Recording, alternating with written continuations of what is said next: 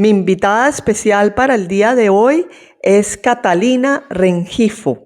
Ella nos va a compartir sus instrucciones para florecer cuando el milagrito no se da. Hola, soy María José Ramírez y quiero invitarte a esta serie de conversaciones íntimas con mujeres extraordinarias que nos comparten su historia de empoderamiento, liderazgo y vida en propósito. Emprendedoras, CEOs, artistas, mentoras, mujeres cabezas de familia, periodistas, escritoras, deportistas, científicas, políticas y más nos compartirán los secretos que les permiten vencer sus barreras internas y sobresalir. Acompáñame a descubrir sus instrucciones para florecer.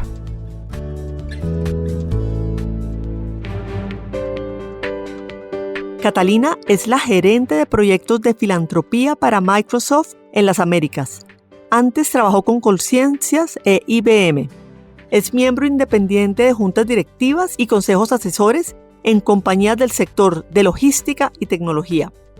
Hace parte del grupo de Women in Connection y de Mujeres TIC, organizaciones que buscan el posicionamiento y el empoderamiento de la mujer. Fue elegida como una de las 50 mujeres líderes de Confama para el acompañamiento a otras mujeres de alto potencial en el camino al liderazgo.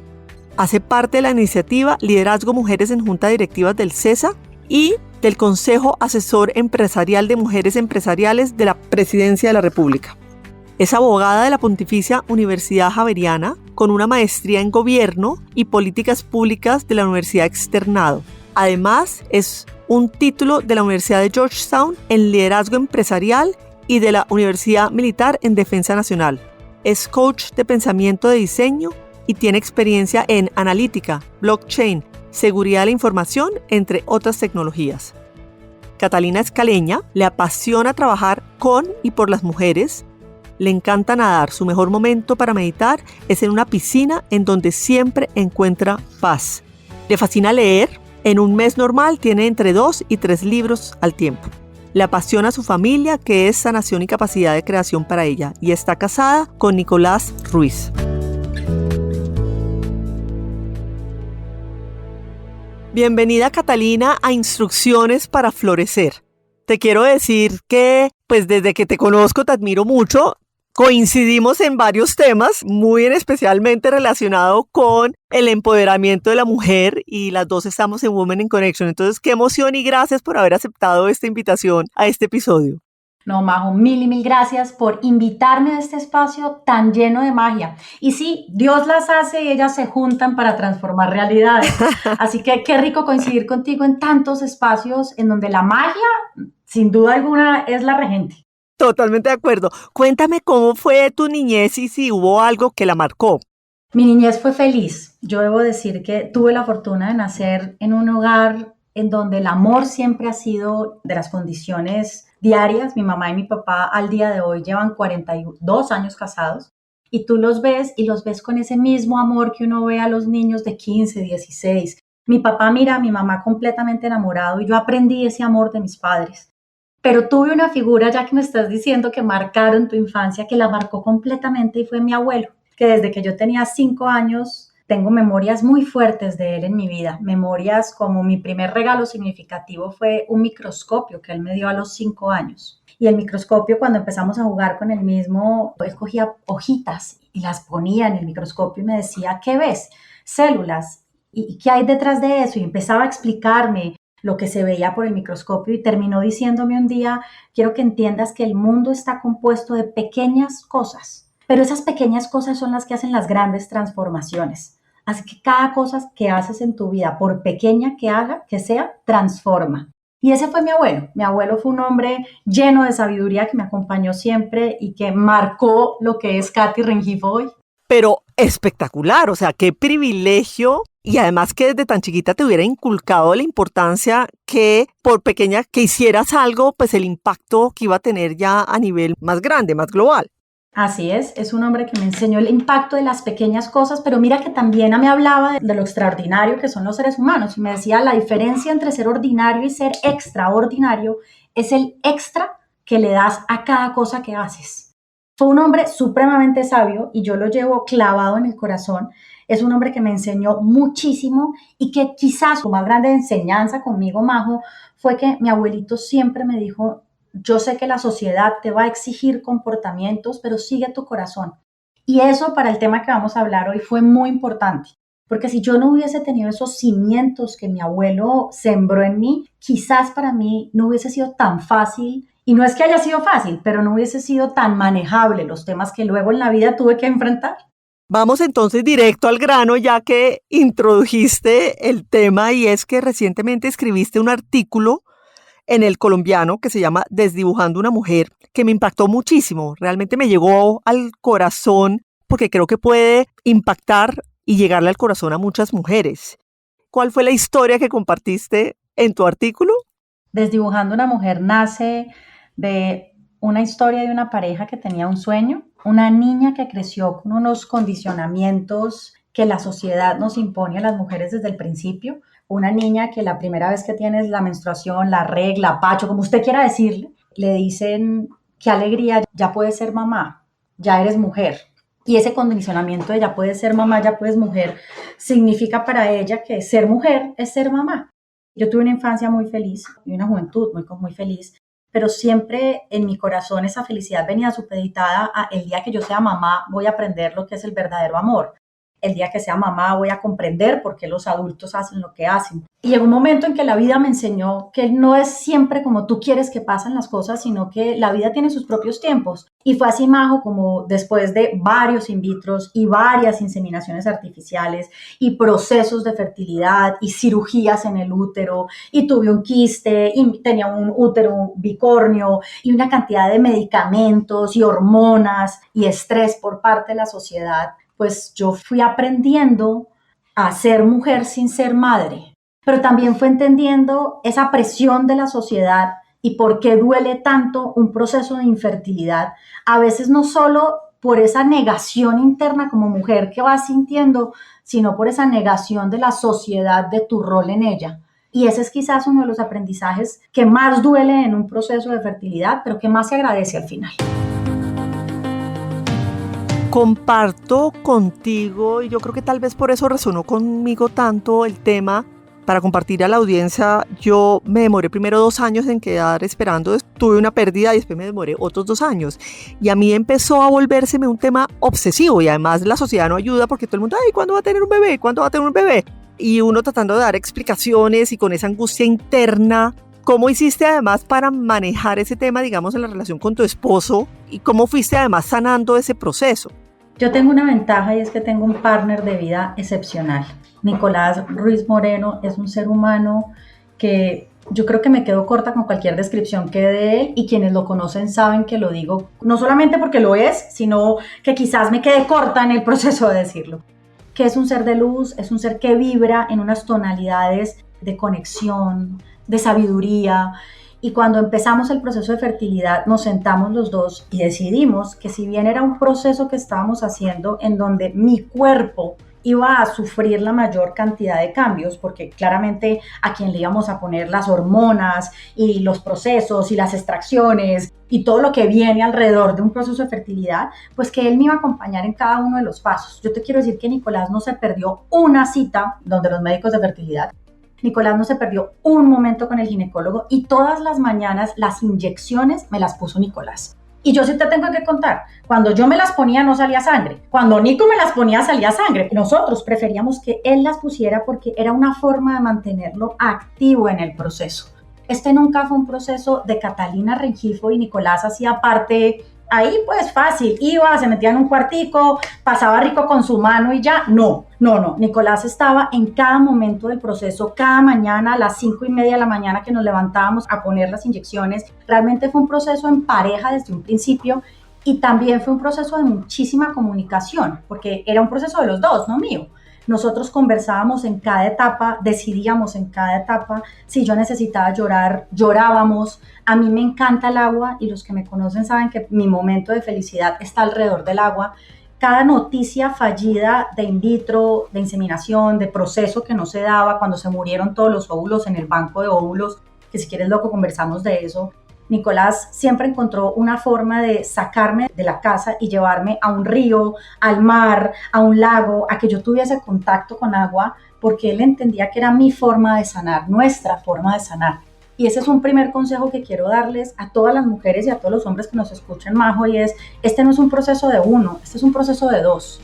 Y si hay mujeres que lo están haciendo solas, busquen un partner, y partner puede ser una amiga, su mamá, su hermana, pero busquen a alguien que esté ahí con ustedes, porque si bien es un proceso completamente personal, Majo, sí es un proceso en el que necesitamos aceptar nuestra vulnerabilidad y necesitamos tener con quien compartir esos momentos.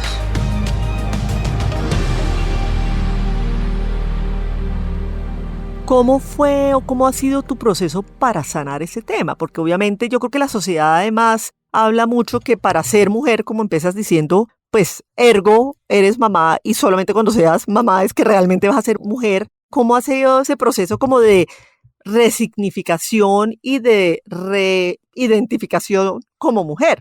Majo, yo no les puedo decir que fue un proceso fácil y yo no les puedo decir que no, ya, listo, de una. Eso simplemente tomé la decisión, como mi marido siempre estuvo, nunca dolió. No, yo debo confesarles que yo, por ejemplo, salía a algún sitio y nos decían, yo creo que la gente no lo hace de mal, pero lo hace. Y ahí yo creo que es otra invitación y es, usted tiene por qué importarle el proceso reproductivo de otra persona. Por favor, no pregunten si ya tuvieron hijos o si van para el segundo. Porque es que esas preguntas indiscretas, la verdad, sobran. Y te lo digo porque yo en mitad de in vitros, en mitad de negaciones, y llegaba a sitios y me decían cosas como, ¿y cuándo van a empezar la familia? ¿Cómo así? Sí, de acuerdo.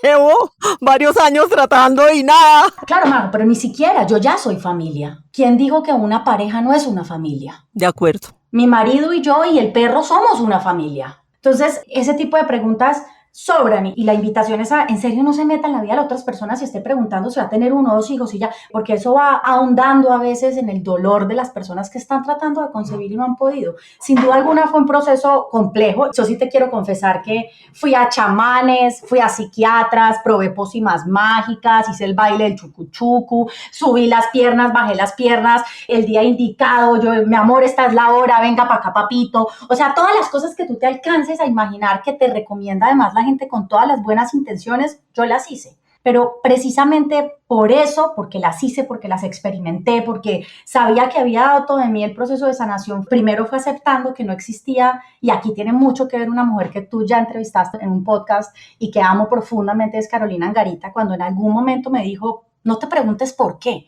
pregúntate para qué está pasando esto.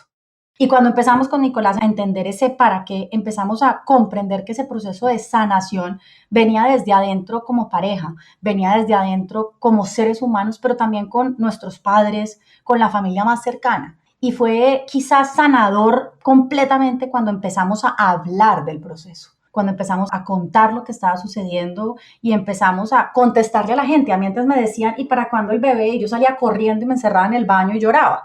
Ya después, cuando me decían para cuándo el bebé, yo me volteaba y decía, llevo 3 in vitros, un banco de óvulos, 2 inseminaciones artificiales, 3 cirugías de útero y no he podido caer en embarazo, son 6 años, te respondo. Y las personas quedaban choqueadas. Yo sé que era grosera porque fui muy grosera en algunos momentos, pero yo sí creo que muchas de esas personas que me rodeaban entendieron que esas preguntas no se hacían. Y ese grupo de apoyo que yo tenía empezó también a rodearme y empezó a comprender la mejor forma de acompañarnos en el proceso. Y ahí hay algo que quiero detenerme, y es, muchos de los centros de fertilidad tienen procesos de acompañamiento por parte de psicólogos y tienen procesos de acompañamiento de otras parejas. Entonces hacen círculos de sanación de parejas. Eso es lo más espectacular que me ha pasado a mí en la vida, Majo. Poderse sentar uno con otras parejas a hablar de estos temas, entender que hay otras personas que esto le pasa, normalizar esta situación. Porque es que yo me siento y me sentí durante el tiempo que estaba en los procesos de fertilidad como si esto fuese algo que hay que hablarlo callado en los pasillos. Y cuando yo tomé la valentía de entender mi vulnerabilidad con coraje, levantar la voz y decir, estoy pasando por esto, yo empecé mi proceso de sanación. Me parece muy valiente. O sea, esa era una de las preguntas que te quería hacer es, desnudaste tu corazón con el artículo, o sea, abriste y mostraste tu vulnerabilidad. ¿Fue algo que te costó mucho trabajo? Sí me costó trabajo. De hecho, ese artículo empecé a escribirlo en Cali, en diciembre, en casa de mis papás. Y me acuerdo la primera frase que puse Eran 6 de la mañana, yo soy una persona que madruga mucho, 6 de la mañana, estaba tomándome un café y puse la primera frase, dije, yo quiero hablar de esto, necesito hablar de esto. Y no solamente necesito por mí, sino porque como a mí me gusta hablar de este tema de manera pública y la gente sabe que he atravesado por estos temas, yo tengo muchas mujeres que me llaman y me dicen, Cata, tengo una amiga que está pasando por esto, ¿será que vos puedes hablar con ella? Y en alguna de esas conversaciones una gran amiga mía me dijo, Cata, ¿y tú por qué no escribes sobre ese tema que nos ayudaría a muchas? Y esa mañana de diciembre, sentada al frente del computador, eso fue el día de mi cumpleaños, el 20 de diciembre, puse la primera línea de ese artículo y dije, necesito escribir de esto. Y empecé a escribirlo y lo compartí con mi papá, con mi mamá, con Nicolás. Y le dije a Nicolás, ¿tú te sientes incómodo que yo saque esto al público? Porque es que yo no solamente estoy hablando de una situación mía, María José. Claro. Yo estoy hablando de una situación de pareja y yo necesitaba saber que Nicolás se sentía cómodo con este tema. Y lo conversé con él y finalmente llegué, teníamos ya programado un artículo para el 2 de enero, entonces ya lo tenía listo y dije, el próximo artículo que saco es este, lo perfeccioné un poquitico, se lo tiré a 2 o 3 personas como para medirle un poquitico la temperatura. Para mí ha sido todavía más cubitos en ese proceso de sanación, porque la vida tiene sentido en la medida en que tú puedas impactar las vidas de otras personas y yo poder leer mensajes como tu coraje me ha llenado de coraje para yo poder hablar de temas que me están doliendo, a mí me llenan de razones para seguir hablando de estos temas. En estos días una de ellas me decía, Cata, es que yo leí tu artículo y, por ejemplo, pues lo mío no tiene que ver con fertilidad, pero yo no me he casado y tú no sabes la rabia que me da a mí que me miren como una mujer de segunda porque no me he casado. Y empecé a entender que hay una cantidad de temas tabús de los que no hablamos y la fertilidad y los procesos que vienen asociados a ella es uno de ellos. ¿Tú dirías que de alguna manera por ahí va tu para qué?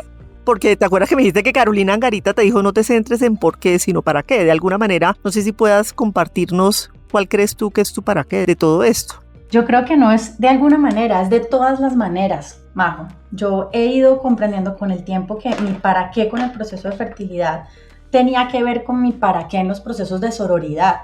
Hay algo que últimamente he venido reflexionando mucho con Luz María Rengifo, que es una mujer que quiero muchísimo, y es que en el colegio y en la vida a ti te enseñan a competir, no a compartir, y que compartir como mujeres es muy importante y precisamente todos estos fenómenos de sororidad tienen que ver con compartir. Y amarro ese compartir a lo que venimos hablando en este momento, porque eso tiene que ver con mi proceso de fertilidad y con compartirlo, esa capacidad de conectarme con otros seres humanos que están pasando por esto. Ese para qué desde no están solas, yo estoy aquí. Si quieren hablar con alguien, y lo dije abiertamente en el artículo, y créeme, he recibido mails, he recibido mensajes, llamadas, yo estoy aquí para que hablemos de esos temas, no están solas. Y no nos quedemos calladas y hagamos un aquelarre callado, no, normalicemos estos temas. Yo creo que es importante que en las universidades, en los colegios y en las casas hablemos de estos temas de sexualidad, hablemos de estos temas de fertilidad, como un tema, porque es que es como si yo te dijera, Majo, es que hablar de miopía es un tema tabú. Pues que hay gente que es miope, hay gente que no, hay gente que es fértil, hay gente que no. Y yo creo que debemos normalizar estos temas. Cuéntanos un poco más esa redefinición tuya como mujer, que me parece muy importante para las mujeres que estén oyéndonos y que efectivamente estén pasando por una situación similar. Ese fue un proceso, y en este momento te hablo y se me corta un poco la voz. Ese fue un proceso complejo, porque todo a mi alrededor decía que la decisión que yo estaba tomando de redefinirme desde ser mujer por ser creadora, por ser tejedora, por ser inspiración, por tener la capacidad de juntar otras mujeres, por tener la capacidad de transformar los ecosistemas, era mucho más importante de ser mujer, o quizás no era la única ser mujer por ser madre. Cuando el ecosistema a ti te dice es que tiene que ser así, escuchar esa voz interior era muy difícil, pero esa redefinición partió desde ese momento en el que me miré al espejo y conversé con esa Catalina de cuando tenía 5, 6, 7 años y pude decirle a esa Catalina, el plan cambió. Y el plan cambió porque aprendimos juntas que ser mujer es magia, no por el hecho de que puedas crear en tu útero vida, sino porque tú eres vida. Tu capacidad de generar vida es esa vida que le das a quienes te rodean diariamente. Esa es la verdadera magia de ser mujer, esa es mi verdadera redefinición. Y por eso quienes me conocen, Majo, saben que yo me desvivo por ayudar a brillar a otras mujeres, que yo me desvivo por darle la mano a otras mujeres en procesos que necesitan ese empuje, pero también que necesitan ese abrazo y que necesitan esa mano que las ayude. María Paula habla de adoptar una mujer Y yo creo con todo mi corazón que hay que adoptar una mujer, hay que abrazar una mujer, hay que compartir y no competir.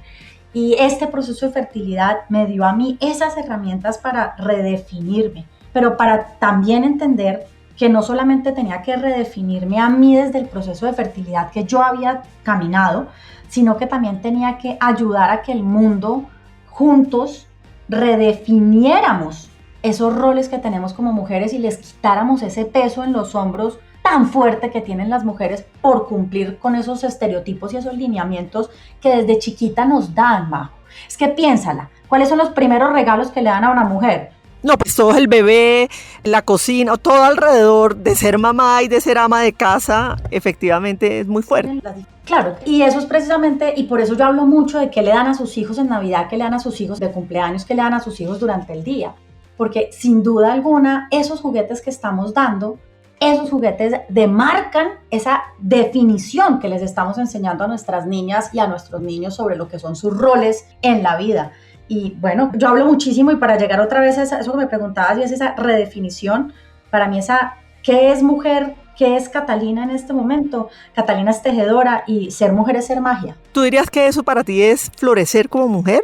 Sí, eso es florecer como mujer y yo creo que uno florece como mujer cuando entiende ese para qué tiene, pero ese para que tenga sentido en el momento de florecer tiene que ver con el impacto en las vidas de otras personas. En estos días me vi un documental espectacular en Netflix sobre los hongos y hablaba de las redes de conexión que tienen las diferentes plantas y las diferentes flores debajo de la tierra. Y yo pensaba, eso es realmente florecer. Florecer es tener la capacidad de conectarme con otras mujeres y brillar juntas. Florecer es tener la capacidad de tener compasión con los ecosistemas en los que estoy. Y compasión desde la empatía más acción, no desde el pesar. Compasión desde el accionar esa empatía para transformarnos juntas. Y eso es florecer, Majo.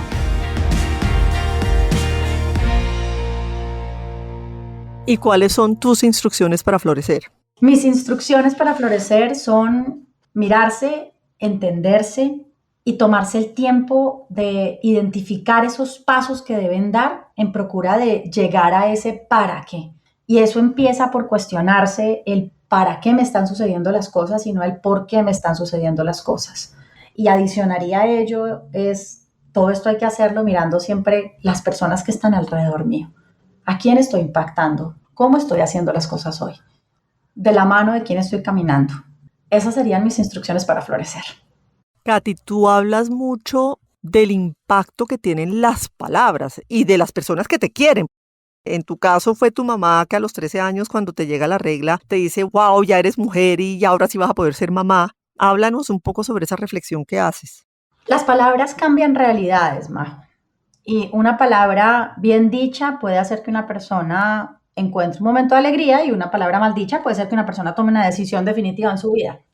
Por eso tenemos que ser muy conscientes de qué estamos diciendo y cómo lo estamos diciendo y qué mensaje le estamos dando a las personas con las que estamos diariamente.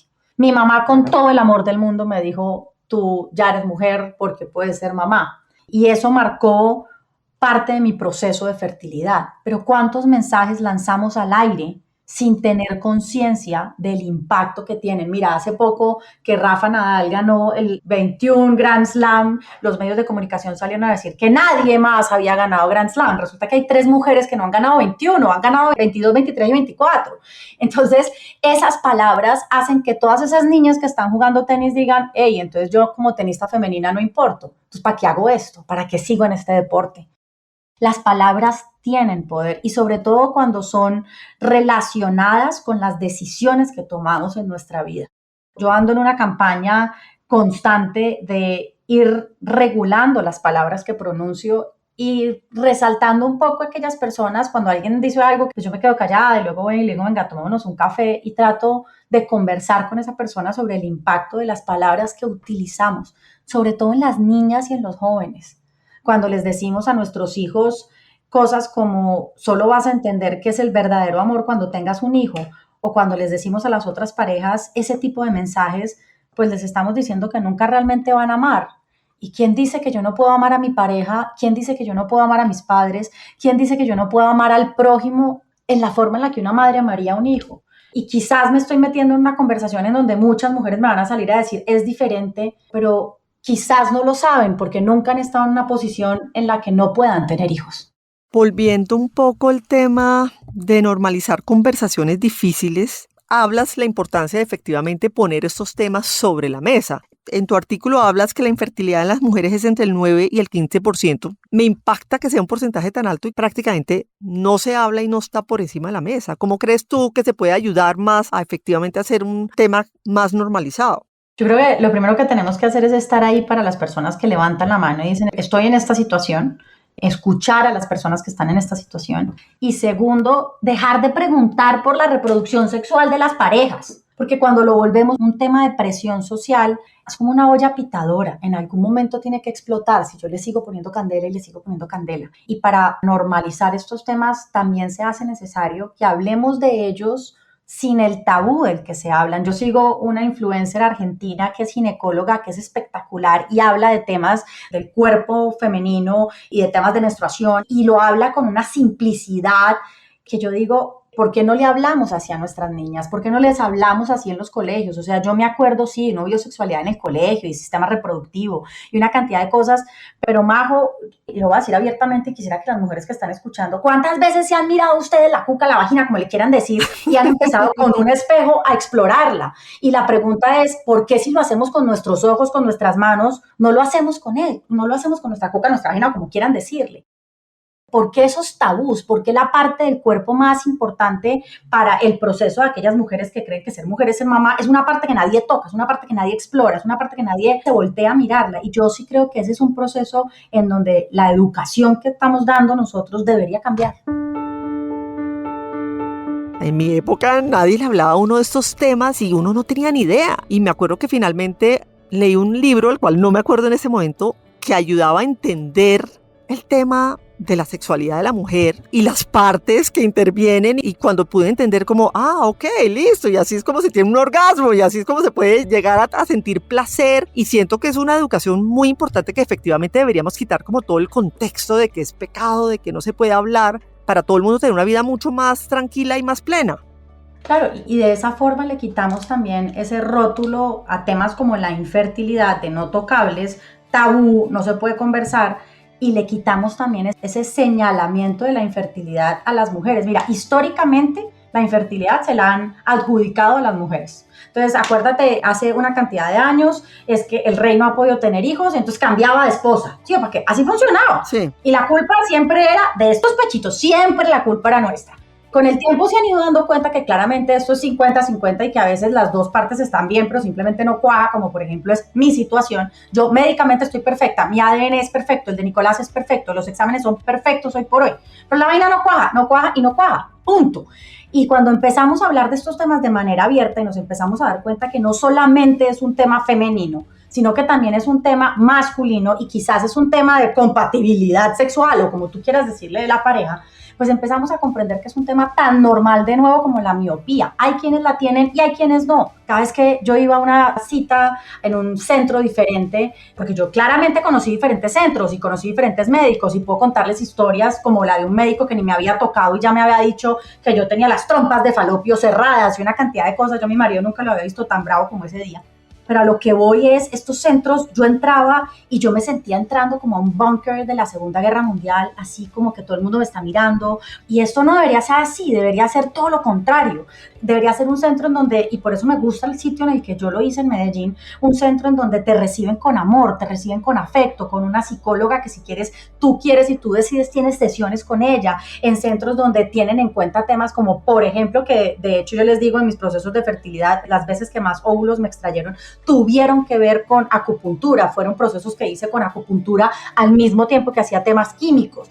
Y quizás esos centros que son un poco más holísticos sí están trabajando esa infertilidad desde el ser, pero hay todavía una cantidad de sitios que la trabajan desde el tema médico y venga, tiremos hormonas, y es imposible normalizar un tema tan señalado desde solamente el tema médico. Es mucho más fácil normalizarlo cuando lo hacemos un tema holístico, cuando lo hacemos un tema que va de la mano de otras necesidades que tenemos como mujeres y como seres humanos. Katy, habla un poquito del impacto que tienen los estereotipos y en especial a las mujeres. Pues Majo, mira, yo soy consecuencia de varios de ellos. Yo te quiero contar que, como les decía, yo tuve una infancia espectacular. Mi abuelo era médico, mi papá era ingeniero y yo quería ser ingeniera, ¿cierto? Yo los primeros años de mi vida quería ser ingeniera hasta que por un estereotipo y una palabra mal utilizada, por eso el poder de las palabras, me llevó a entender que yo a los 11 años era bruta para las matemáticas y entonces que no podía hacer ingeniería porque una profesora decidió dividir el salón entre los inteligentes y los no inteligentes para matemáticas, ¿cierto? Y esos estereotipos que vamos creando y esos lineamientos que vamos creando y esas palabras que vamos creando hacen que los seres humanos nos comamos el cuento, nos creamos la situación y empecemos a alinearnos en los estereotipos, empecemos a alinearnos en esas situaciones, de forma tal que uno empieza a ver mujeres y hombres que no se permiten salir de esa camisa de fuerza que nos enseñan desde chiquitos, de nuevo, palabras, juguetes, o sea, y aquí hay un estereotipo buenísimo y es, yo no sé si te has dado cuenta que las mujeres no nos presentamos a los trabajos porque se necesitan 5 años de experiencia y yo tengo 4.96, pero no lo hago, ¿listo? De acuerdo. Entonces 4.96, pero por Dios, mira lo que te falta. No, no es que no tengo 5, perfecto, es que me falta todavía 0.4. Y eso tiene que ver con los regalos que nos dan de chiquitas. O sea, si a ti de chiquita te regalaron una escoba, un trapero y te enseñaron a limpiar y a dejar el cuarto perfecto, pues ¿qué le estás diciendo a esa niña y a ese estereotipo que estás creyendo? Que todo en su vida tiene que ser perfecto, que todo en su vida tiene que estar organizado. Y esos estereotipos sí hacen que nosotras dejemos de tomar decisiones. Mira, cuando hablas de brecha salarial, la brecha salarial está más ligada con la capacidad de negociación de la persona que con la empresa que hace la oferta. Y ahí tiene mucho que ver el estereotipo de las mujeres no negocian, las mujeres no hablamos de salarios. ¿Y por qué existen esos estereotipos? Por condicionamientos sociales en la infancia de las niñas. Entonces sí, yo sin duda alguna te puedo decir que el impacto del estereotipo en la vida de una mujer es directo, correlacionado con su futuro, y ahí está el reto. ¿Cómo hacemos para modificar esos estereotipos, para entender que son convenciones sociales? Yo siempre me burlo con una amiga y es que no existe una junta directiva que dice cuándo debo casarme, cuándo debo tener hijos, cuándo debo tener el segundo y cuándo debo morirme, porque es que esa junta directiva no existe, Majo. Y el problema es que nos creímos el cuento que sí. ¿Qué mensaje le quieres decir a las mujeres que te estén oyendo y que estén pasando por un proceso de no poder quedar esperando? A todas las mujeres que me están oyendo y que están en un proceso de búsqueda del milagro, como le llamo yo en mi artículo, yo quisiera darles 2 consejos. El primero, Majo, es dejen de preguntarse por qué. Dejen de culparse a ustedes mismas. La culpa que uno maneja en un proceso de fertilidad es altísima. Dejen de culparse. Empiecen a entender los para qué, y yo sé que es difícil en la mitad de un proceso de ovulación, cuando te están inyectando droga y tus ovarios solamente dan para 1, 2, 3 óvulos máximo, y uno ve que la señora de al lado o la vaca de al lado, como yo decía a veces, tiene 18 óvulos y uno tiene 4. Quiten esa culpa, eliminen esa culpa. Y ese por qué que tanto nos lastima, convertámoslo en un para qué. Y el segundo consejo que les doy es no se queden solas. Busquen conversar con personas que sepan de estos procesos, pero no que sepan porque es un ginecólogo reconocido o una psicóloga especialista en estos temas. No, busquen mujeres que hayan caminado este camino y este sendero, que en carne propia hayan vivido este momento que están viviendo, porque uno no aprende de la experiencia ajena, pero la experiencia ajena sí te ayuda a entender que no eres la única y no están solas, no están solas. Aquí hay alguien que puede escucharlas, aquí hay alguien quien puede conversar y alguien que ya caminó ese camino. En los momentos negros, en los momentos de angustia, en los momentos de miedo, ¿qué era lo que te ayudaba a salir adelante? Mi marido. Yo sí, de nuevo digo, tengo una relación espectacular, tengo un ser humano divino a mi lado.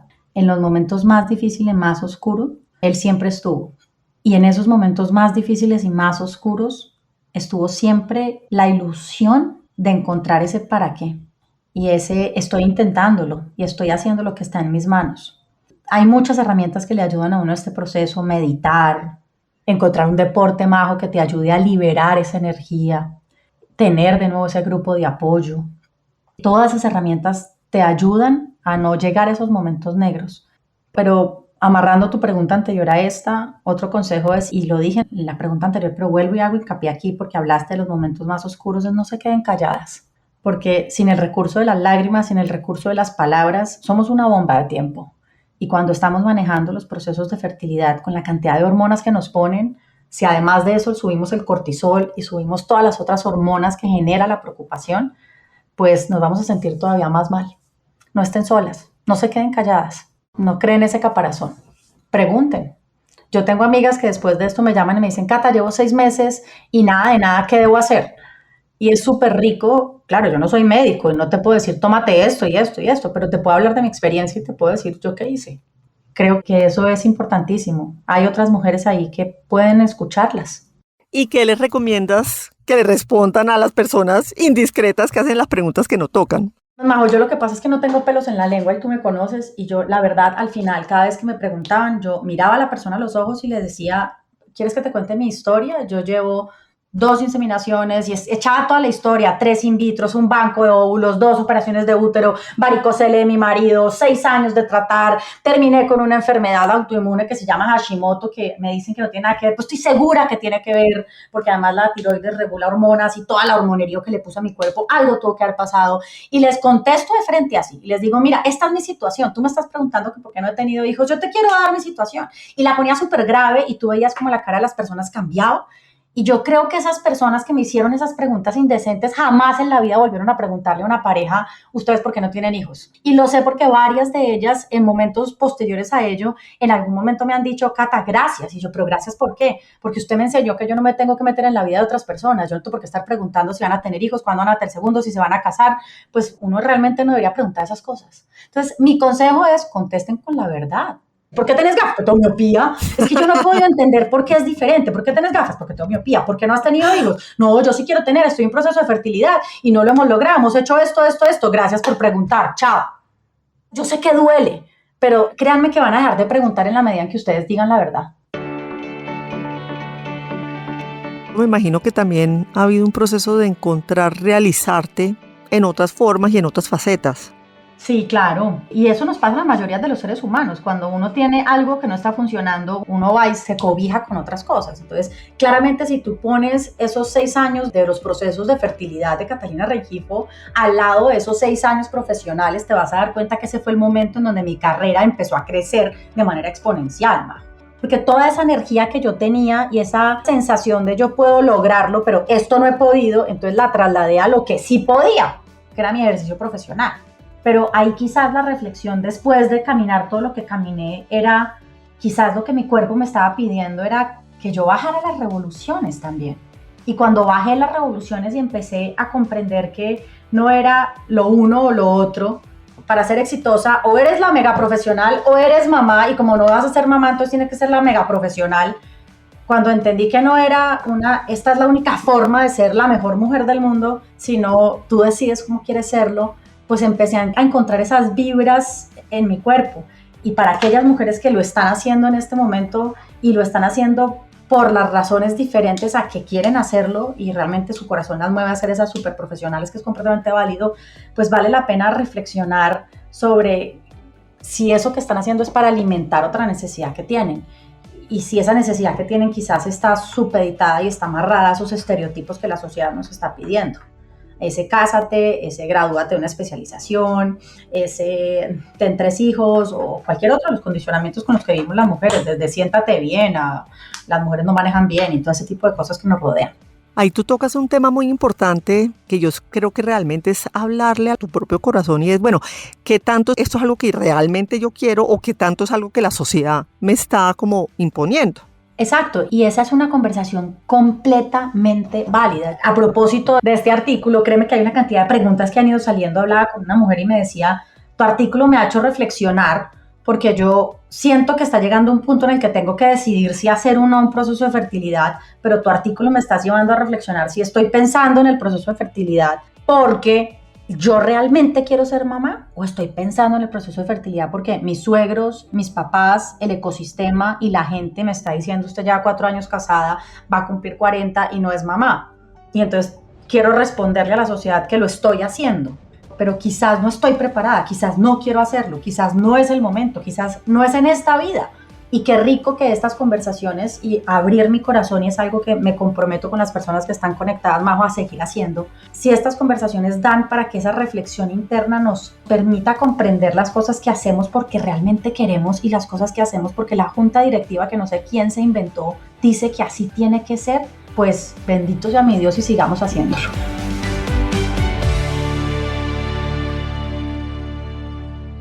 Un tema que me parece muy importante en todo este proceso es soltar el control y soltar las expectativas de un resultado específico.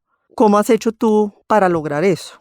Majo, ese fue uno de los temas más importantes en este proceso, porque además estás hablando con una mujer que cada reto que ha llegado en su vida, pues ha logrado cumplirlo. Y yo estaba acostumbrada a, quiero llegar aquí, team, check, quiero aprender tal cosa, check, quiero hacer una maestría, check, ahorita quiero tal vaina, check. Entonces yo fui check y check y check y llenando todos estos compromisos de la encuesta que nos hace la junta directiva para ser perfectas y para poder ser felices, check, check, check, check. Y cuando llegué a la casilla de ser mamá, pues esa casilla no pude llenarla.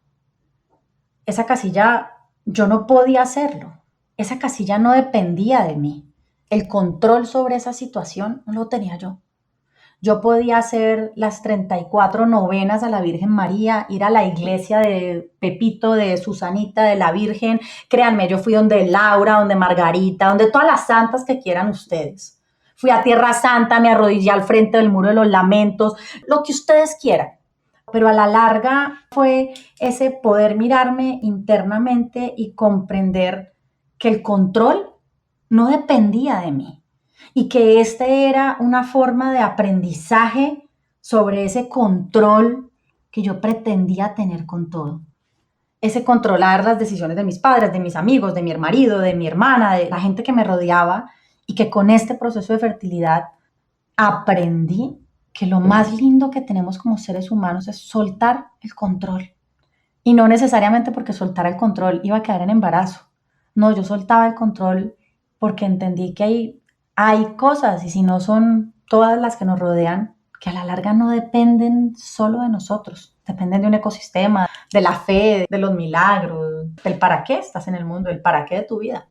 Cata, ¿qué legado quieres dejar al morir? Esa es una pregunta que me hago frecuentemente y me la hago después de haber leído Los 7 hábitos de la gente altamente exitosa, porque en el primer capítulo de ese libro te dicen, ¿y si usted se muriera hoy y la gente llegara a su funeral, qué dirían de usted? No, y es una pregunta súper válida, Majo, y es súper válida porque a la larga lo que somos en la vida es lo que le dejamos a las otras personas. Y hoy precisamente le decía a alguien que estaba conmigo, si yo hoy me llegase a ir, yo quisiera que la gente diga, Catalina nos deja un legado de tejer personas, de unir personas. Nos deja un legado de creer en nosotras, de trabajar como mujeres, de compartir en vez de competir, de unirnos. Yo quisiera que a mí la gente me recordara por la sororidad que me caracteriza, por esa capacidad y ese amor que llevo en el corazón que me encanta compartir con otras mujeres. Mi legado es en la medida en que otras mujeres sigamos aprendiendo a trabajar unidas. Mi legado para mí es esa conversación desde el ser de la mujer que es magia, que une, que teje, que crea en la medida en que ella es creación, ella es vida. ¿Hay algo que no te haya preguntado alrededor de este tema que te gustaría compartir?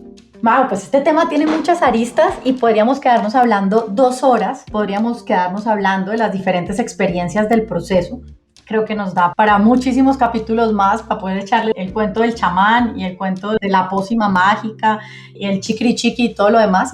Pero creo que durante este tiempo que hemos estado hablando hemos tratado de compilar la información de 6 años, de muchísimos ires y venires. Y te agradezco por permitirme hablarlo y te agradezco por permitir conectarnos con las personas. ¿Cómo se pueden conectar contigo? Porque una de las cosas que has dicho y que dices en el artículo es: yo estoy acá para ustedes, para las mujeres que necesiten hablar de ese tema, que quieran hacerme preguntas. ¿Cómo lo pueden hacer? Gracias por esa pregunta, Majo. Por redes sociales me pueden buscar, es @KatyRengifo, CATY Rengifo, es RENGIFO. Luego les explico por qué hago énfasis en la G, que hay una historia de nuestro país muy bonita sobre liberales y conservadores, pero luego se las echaré, no es el momento. Y pueden buscarme por ahí por Instagram, ese mismo @KatyRengifo, por Twitter, y mi correo es cat70@hotmail.com. Y las personas que quieran conversar conmigo, escríbanme, por favor. Katy, 1.000.000 de gracias. Realmente gracias por abrir tu corazón, gracias por haber compartido todas estas intimidades, todo tu proceso, que yo siento que en la medida que tú has transitado y has sanado, pues vas a ayudar a que también muchas otras mujeres puedan transitar y sanar este proceso que puede ser muy complejo y difícil. No, Majo, gracias a ti por ayudarme a seguir sanando, porque hablar de estos temas me sana cada día más, pero también por ayudarme a hacer ese puente de comunicación con otras mujeres y por esta labor tan linda que tienes en este podcast. Yo debo confesarte que disfruto cada uno de los capítulos, porque todos son diferentes, pero todos son llenos de magia. Ay, tan divina. Un abrazo. Para mí es un privilegio conocerte y de verdad que cuenta conmigo para lo que necesites. Para mí también el tema de tejer, de la sororidad, de ayudar, de apoyarnos entre mujeres, pues es fundamental y así, por eso también pues creé este podcast y siento que también en la medida que más mujeres estemos trabajando en esto, pues vamos a poder hacer un mejor mundo. Majo, mil y mil gracias y nos veremos en la próxima y en todas las otras cosas que tenemos juntas. Gracias. Sí, un abrazo. Chao.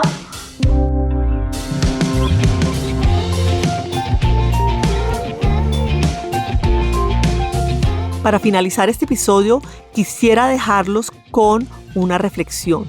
Y es el mensaje que le enseñó el abuelo de Katy cuando era pequeña. Del impacto de las pequeñas cosas. El impacto de los pequeños actos. Cómo al Katy ser valiente y abrir su corazón está impactando positivamente a muchas mujeres que estén pasando por una situación similar. ¿Cómo están generando impacto ustedes? Hasta este momento, instrucciones para florecer.